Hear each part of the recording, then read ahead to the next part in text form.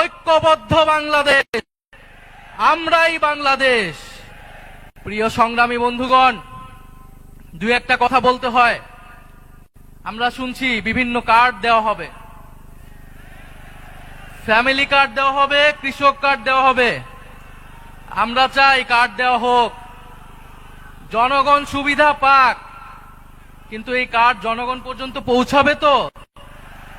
2000 টাকার কার্ড নিতে 1000 টাকা ঘুষ দেওয়া লাগবে না তো?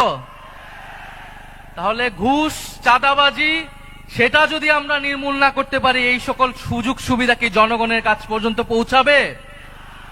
একদিকে বলা হচ্ছে কার্ড দিবে, আরেকদিকে ঋণ খেলাপিদেরকে সংসদে নিয়ে যাওয়ার চেষ্টা করা হচ্ছে, নির্বাচন কমিশনকে ব্যবহার করা হচ্ছে, আদালতকে চাপ প্রয়োগ করা হচ্ছে। ফলে এ কেমন দ্বিচারিতা?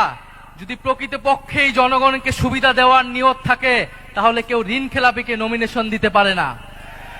যারা ঋণ পরিশোধ করে নাই, তারা সংসদে গেলে আপনার মনে হয় তারা ঋণ পরিশোধ করবে? আর এরা আবারও ঋণ নিবে, এরা আবারও টাকা লুট করবে, এরা আবারও টাকা পাচার করবে বিদেশে। আমরা তো এই বাংলাদেশ চাই নাই, আমরা তো সেই লুটেরাদের বিরুদ্ধেই গণ অভ্যুত্থান করেছি।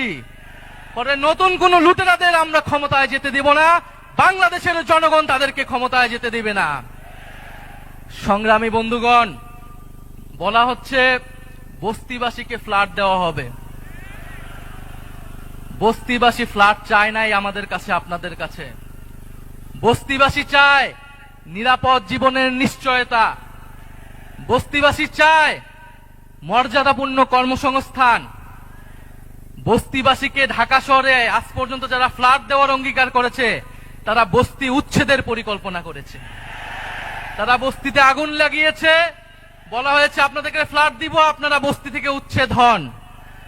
আমরা আল্লাহ না করুক হয়তো এই ধরনের কোনো প্ল্যান নাই। জান্নাতের মালিক আল্লাহ, অবশ্যই মহান সৃষ্টিকর্তা, আর ভোটের মালিক জনগণ, ভোটের মালিক নাগরিক। দেশের মানুষ বুঝে যাবে আরো দ্রুতই যে কারা নির্বাচনের আগে প্রতারণা করছে, কারা দেশের মানুষকে ঠকাচ্ছে, কারা সংস্কারের বিরুদ্ধে অবস্থান নিচ্ছে।